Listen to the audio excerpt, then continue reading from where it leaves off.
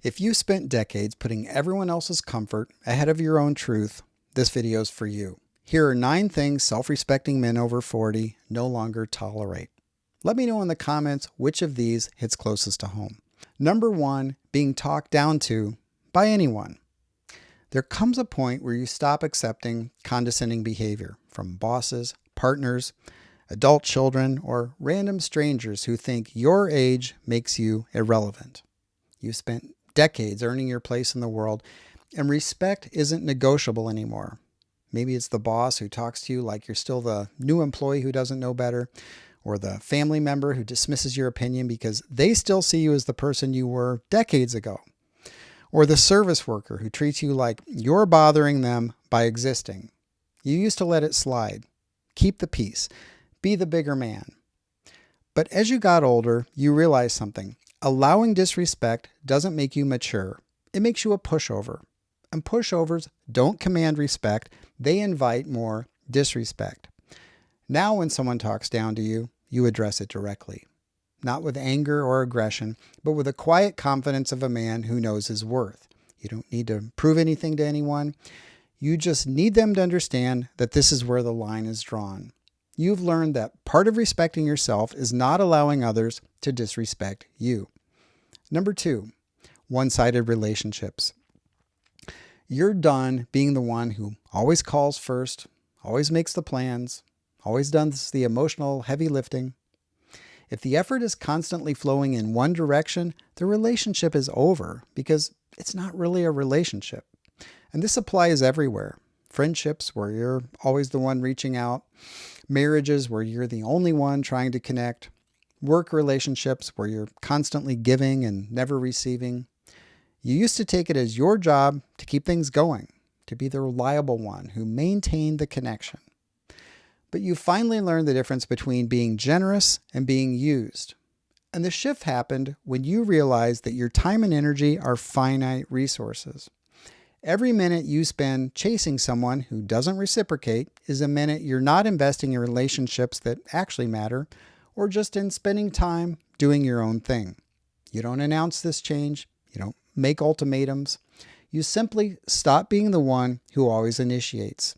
And if the relationship dies from the lack of effort on the other person's part, it was already dead anyway. Number 3, being the backup plan.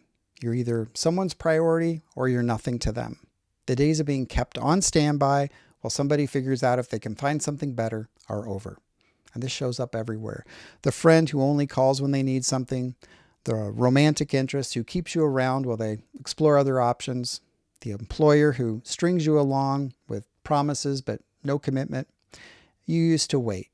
You'd hope that eventually they would choose you, accept the scraps they threw your way. But you've learned that when you accept backup status, that's exactly what you get. People treat you the way you teach them to treat you.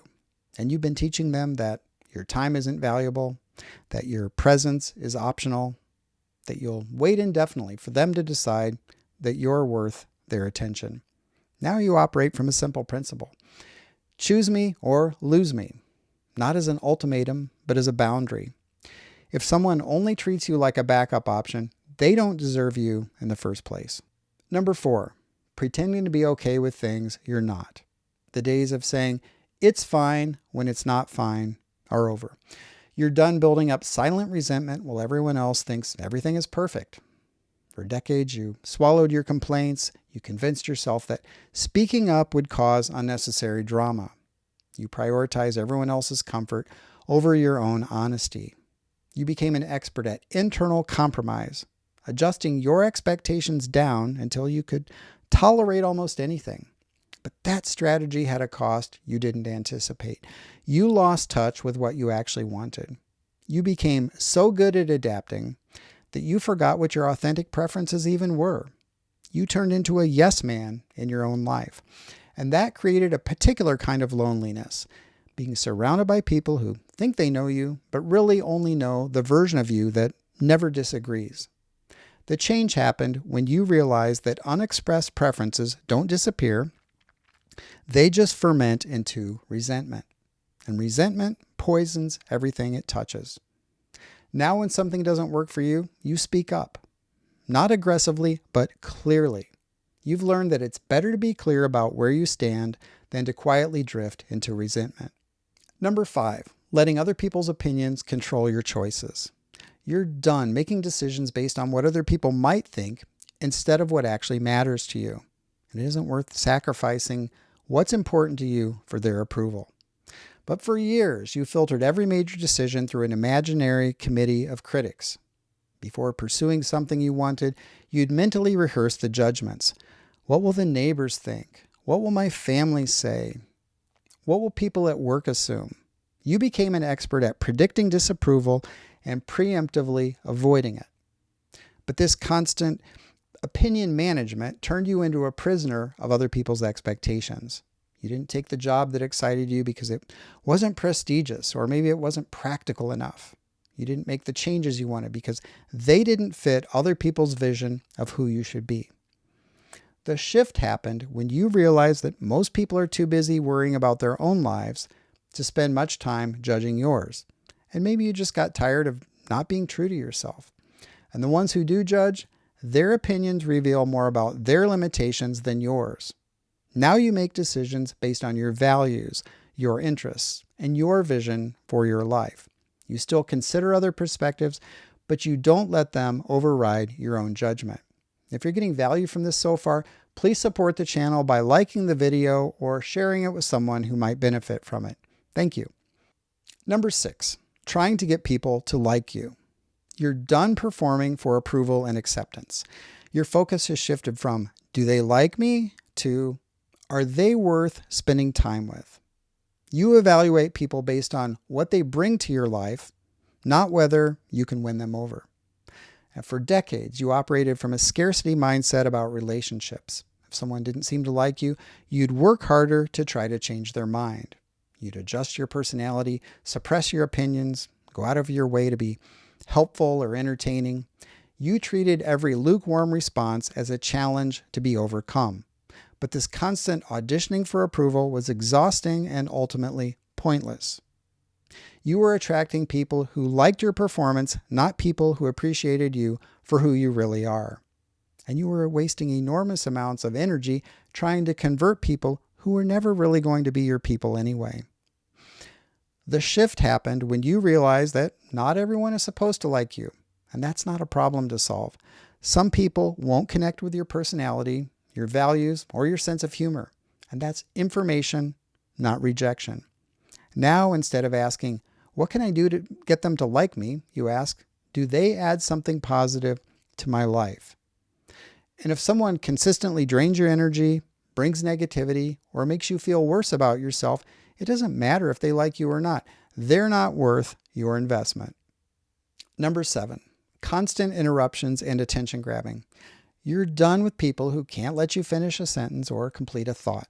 If someone consistently talks over you, interrupts you, or hijacks every conversation to make it about them, you're out. So this is the person who asks you a question, then cuts you off mid-answer because they've already moved on to their next thought. That one really irritates me. The family member who turns every story you tell into a launching pad for their own story. The coworker who can't sit through a meeting without constantly interjecting their commentary on everything.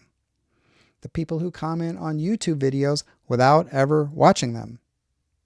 You used to just stop talking when they interrupted. You'd wait for them to finish, then try to pick up where you left off, usually to find the moment had passed and no one cared anymore. You convinced yourself they were just enthusiastic or had ADHD or were going through something.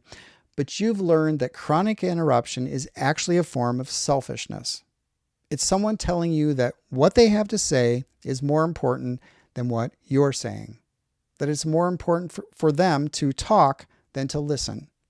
That your thoughts don't matter enough to be heard completely. So now when someone consistently interrupts you, you stop engaging in meaningful conversation with them. You keep it at surface level because you know they're not actually listening anyway. Number 8, manipulation disguised as guilt. You see through guilt trips now, and they don't work on you anymore. When someone tries to manipulate your behavior by making you feel bad, you recognize it for what it is, and you don't bite. This is the, after everything I've done for you conversation. If you really cared about me, ultimatum. The, well, everyone else would do this, comparison. These tactics used to work because you were conditioned to prioritize other people's emotional comfort over your own boundaries. These days, you see guilt for what it really is. Pressure masked as concern. When someone consistently tries to control your behavior by making you feel bad, they're not appealing to your conscience. They're exploiting your conditioning.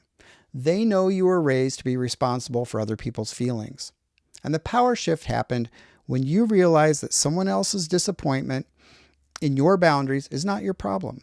Their feelings about your decisions are their responsibility to manage, not yours to prevent. You can be kind without being controllable. Number 9, overexplaining yourself. You say what you mean once, and that's enough.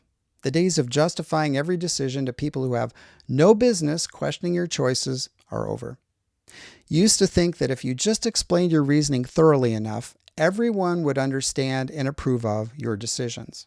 So, you'd provide detailed justifications for why you couldn't work late, why you chose one option over another, why you just needed some time to yourself. But over-explaining isn't really about being understood. It's about seeking permission. It's the behavior of someone who doesn't trust their own judgment and needs external validation to feel confident in their own choices.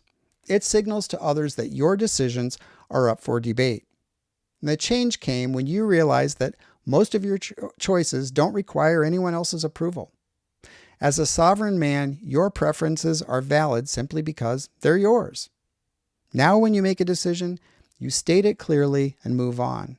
And if people need more explanation, they can ask.